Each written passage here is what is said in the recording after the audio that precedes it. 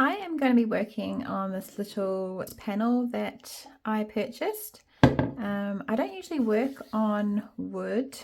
I usually work on stretch canvas or paper. So this is going to be interesting how this turns out. But I have a little idea that I've done up, a source photo, which I'll share with you. So this is the idea. Obviously this is square, but I'm going to kind of turn it into round. So this little hummingbird I'm going to collage in, and these other ones. So I've done that. I've printed out on just normal copy paper a hummingbird print, print that I found on Pinterest, and I've just ripped out the ones that I want, or the shapes that I want to be kind of included in my artwork. And I have ripped them to create these nice jagged edges, so it's not going to be this rectangle stuck on picture onto my panel. It's going to kind of be integrated into the piece a bit better.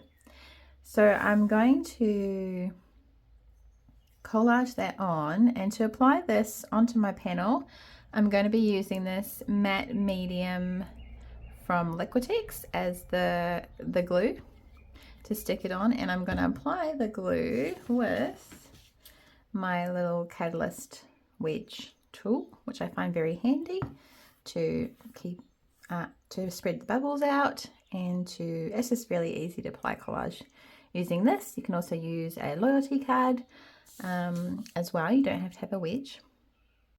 So I'm going to get started to apply this collage. It is the only piece of collage that I'm going to stick on this piece. This is quite small. It's 20 centimeters by 20 centimeters. I actually purchased this piece by mistake. I wanted a 20-inch by 20-inch panel, and I mistakenly got 20 centimeters by 20 centimeter panel instead. So hey, we'll just work with that. That's fine. It's just another little piece that I can create. I don't want it smack bang in the middle. I want it slightly to the side, and where I've got it on my source photo is near the top. So I'm going to place it probably there. I'm thinking maybe a bit that way.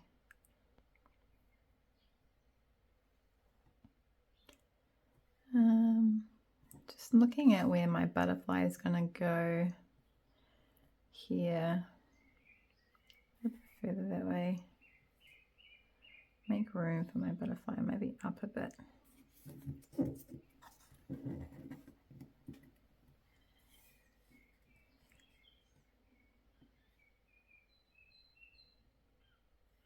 Yeah. Okay, I'm cool with that. Now I have my position. I'm just going to do a couple of marks around, just pointing out where this is going to go. Because once I lift it off to put the glue underneath, I'm gonna be like, oh, where was I? What exactly was it? So I'm gonna mark it in. You can mark it with anything really, because you're gonna paint over the top, but this is a China marker. So I'm just gonna do a couple of little marks to allow me to place it back exactly kind of where I had it after the glue is applied. Just a few markers like that. Okay, and now I'm going to put my matte medium down. Now I don't want too much, but I don't want not enough. So you want to be generous, but you don't want to be too much, otherwise you're going to end up with bubbles. But then if you don't put enough, you also end up with bubbles. So yes. Just find that happy medium in the middle.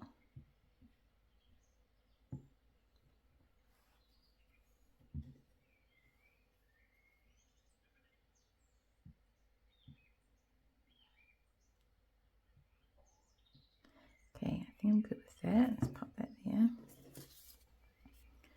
Now line up my collage with my marks.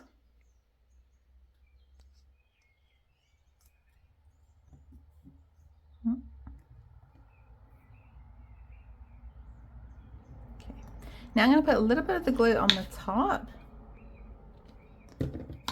And I'm going to start from the middle and I'm going to pull it out and then go that way,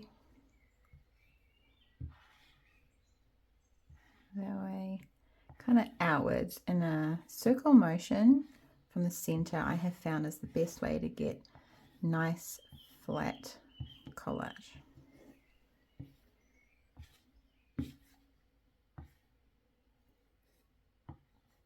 And then if you go like that, when that dries, like you just kind of move it around and it adds some texture when it dries. So you got a little bit of texture going on there as well.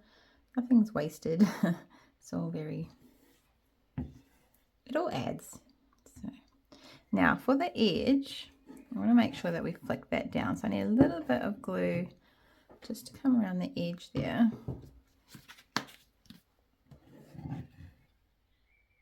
Oh, that is quite a lot for the area. That's okay. I'm just going to move that around with my finger. Get underneath and then just wrap it down. Wrap it down around the side. It's going to be a little bit folded because it's a circle, obviously, so it's not going to go down flat.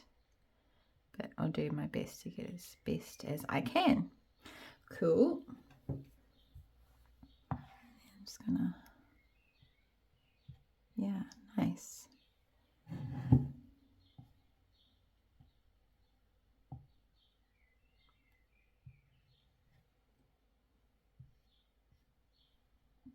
Okay, cool. And so now this needs to dry. If you're impatient like me, I like to get things moving, and so I'm going to dry this with a hairdryer, and then I'm going to start putting some paint on. While it is doing some drying, just keep an eye on it. See if any bubbles arise, then you need to quickly get rid of those because you don't want bubbles under your collage. I don't think I'm going to get any bubbles there, but as I dry it, I'll just keep an eye on it and make sure that there's no bubbles. So just to make sure that, because sometimes they can be quite deceiving, you don't know they're there, just move your panel around and just like, yeah, make sure that it's all nice and flat. So I have dried that now with the hairdryer, and it is all nice and dry, and there's no bumps have formed, so I'm really happy with that. As you can see, I have not gessoed or primed my panel at all. I am gonna leave it and just start creating on it like this. I love the texture that I can see, the marks that are already on the panel itself. So I'm just gonna go with that and see how that mixes in and how it all works together. I have not started a wood panel and that has been ungessoed, so we shall see how we go, but it looks pretty cool, like when you move it around. Can you see? All right, let's start with some inks and some watered down acrylics and do a little bit of expressive play.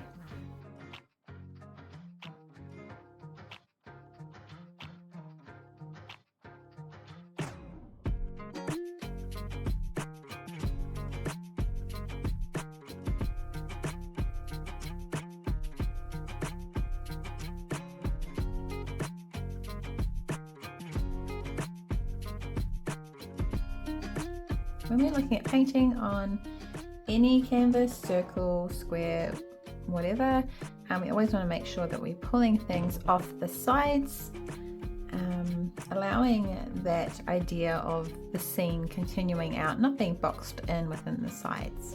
I'm going to add some pink. So these colors, fluorescent orange ink and fluorescent pink, so I watered this down to create like an ink. These two colors generally 99.9% of the time are the first ones that go down on my artwork as the initial layer. I just love them. Even if my finished painting, you know, it doesn't really have these colors at the forefront, they are most certainly in there underneath, and they just allow this really beautiful feminine glow to come through my work, and I just find it really beautiful. And I always just reach for these colors, so it's obviously something intuitive about it, and it might not always be that way. I'm not married to it, but for now, this is how I start all my paintings. Here is alcohol, and I'm going to do a couple of alcohol spots around the piece. I haven't done alcohol wood panel before, so not sure how it's going to go, but it looks like it works the same. So now I'm going to dry that a little bit, I think.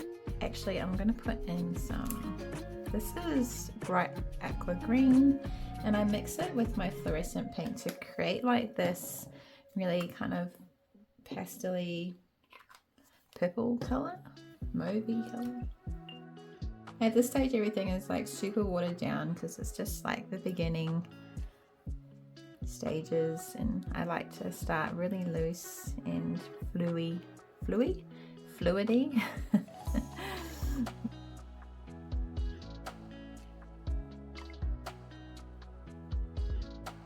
Now I'm going to stop here because I don't want the colors to mix in too much or mix with the next colors that I'm going to stick down, so I'm going to dry this before I move on to not make muddy colors, to keep all my colors nice and clean.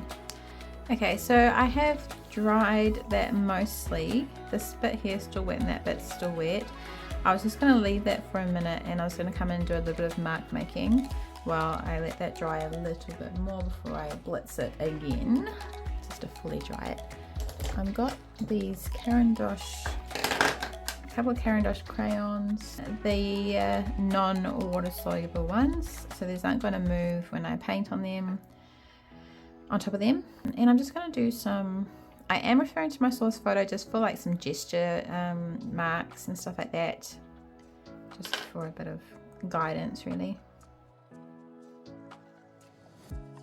What we don't want to do is this actually, because we want it to go, oh, we can just take it off the edge. I want to make sure it goes off the edge. We don't want to create too much of, like I said before, things within the sides.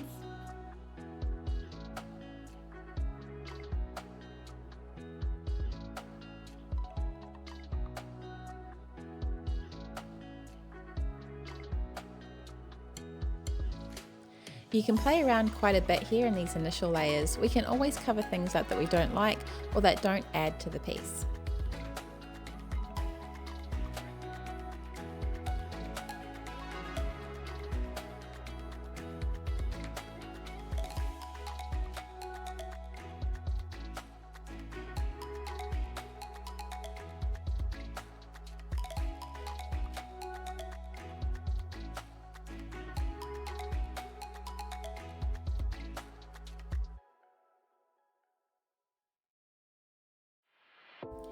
Before I move on here, I'm going to cover this piece with a glaze to knit this piece together before we move on.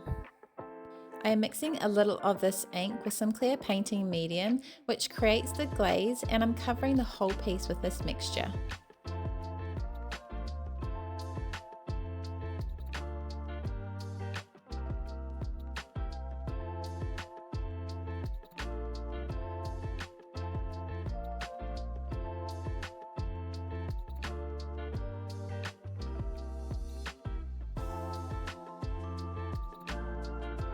And then I'm drying this thoroughly. It's a great habit to get into drying your painting between layers. This helps keep all your layers intact and also your colours nice and clean. Next, I'm bringing some Mars Black and Alizarin Crimson to the palette, and I'm mixing them together with some water to start bringing in some of those darker elements. I'm referring to my source photo as a guide.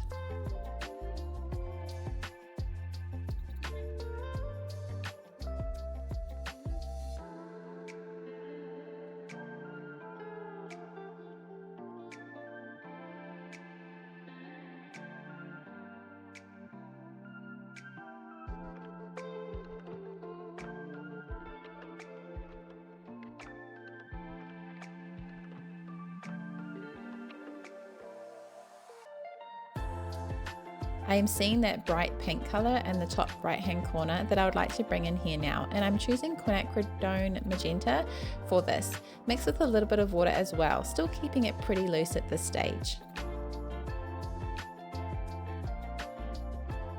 You can see the benefits of drying our work between layers here. Nothing else is moving or mixing with our magenta, which is what I want.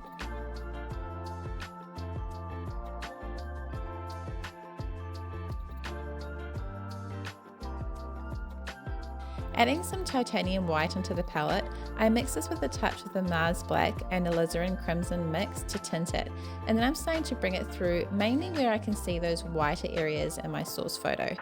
I am working darker here because I am leaving the more lighter colors for towards the end. We are more building the bones of the painting at this stage. This mixture has no water added to it. The brush was dry when I dipped it into the paint.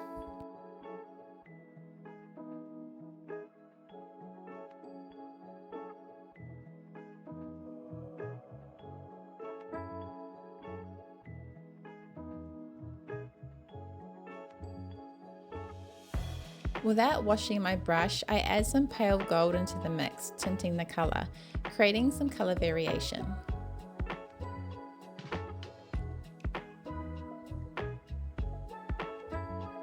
It's a really great idea to be thinking about creating different brush strokes on your piece. We don't want all our brushwork to look the same, so using our brush in different ways helps create variety and ultimately a more interesting painting.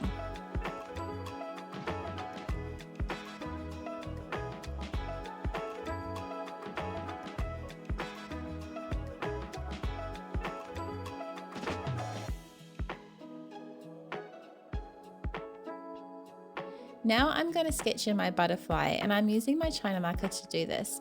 I love using China markers. They do not create a super fine line, so they kind of force you to be loose and expressive, and also they are not water soluble, meaning they will not move when you paint on top of them.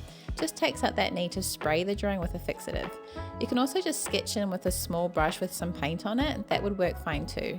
I'm just doing a very basic measuring technique here to get the size and proportions of my butterfly in. This is just a basic outline shape for me to work with.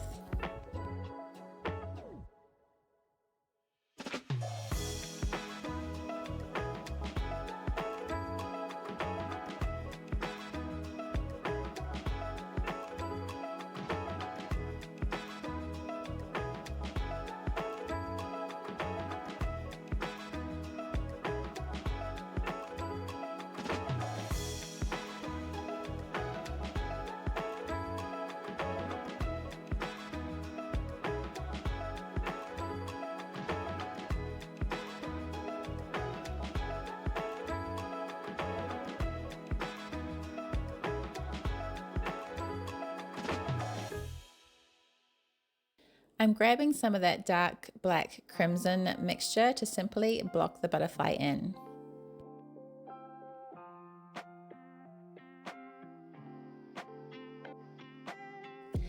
You may have noticed the Milan Art paintbrushes I'm using.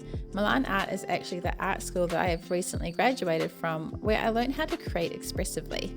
I used to be a realism painter with zero expression, and now because of their mastery program, I'm able to create the artwork that my heart yearned to create.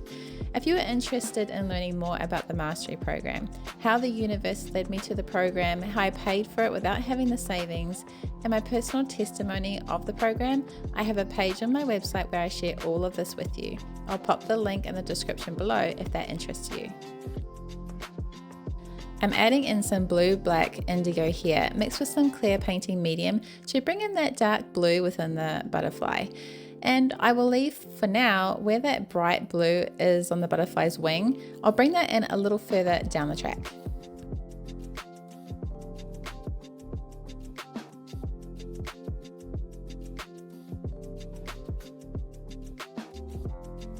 When I am using a color, I like to look around and see where else I can use it within that layer. Moving your colors throughout your piece will allow you to bring in a more cohesive and sophisticated look.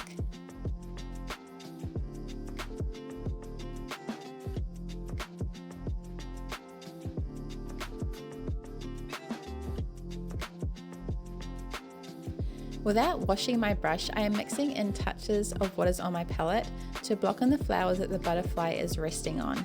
Touches of the black and crimson mixture, a touch of white, just slightly tinting the colour every time we head back to the palette.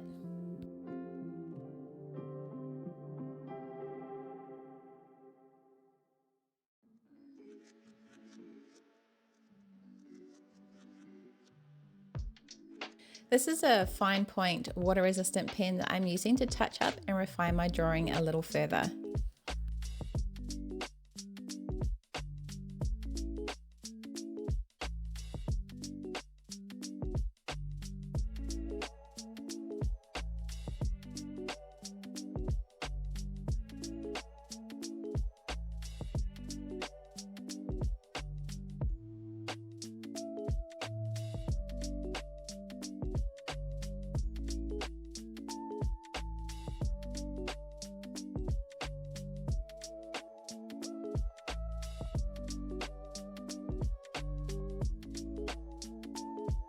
And I reach for my China marker again to pop in these 3 little bees.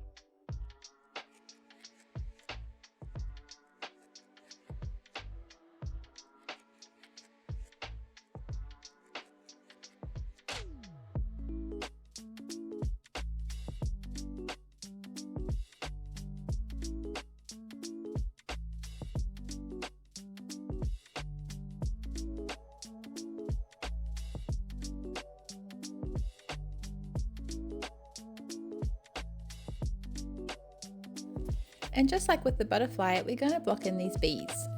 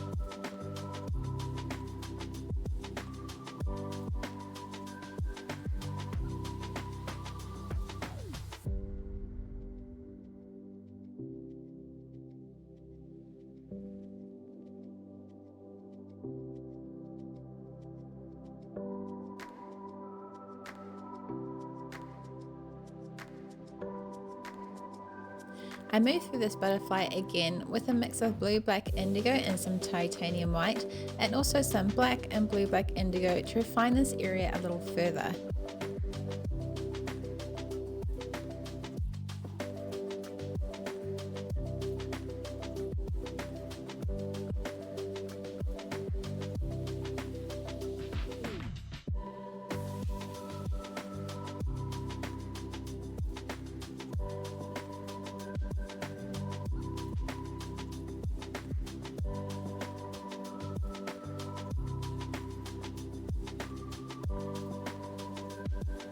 and choosing yellow ochre to block in those orange spots.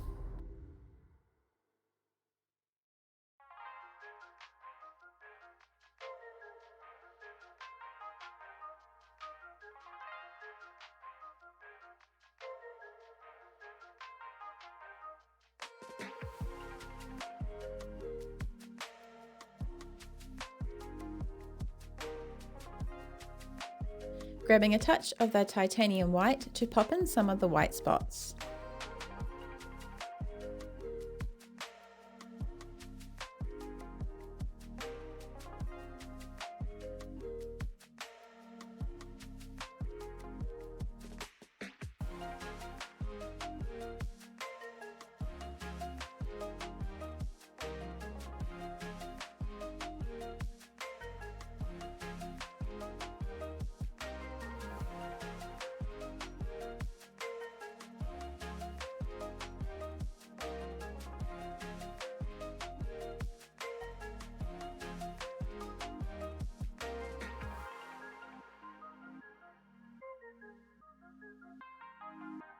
This is where I stop with this piece for now. Make sure you stay tuned for part 2, which will be uploaded soon, to follow me as I further refine and complete this piece.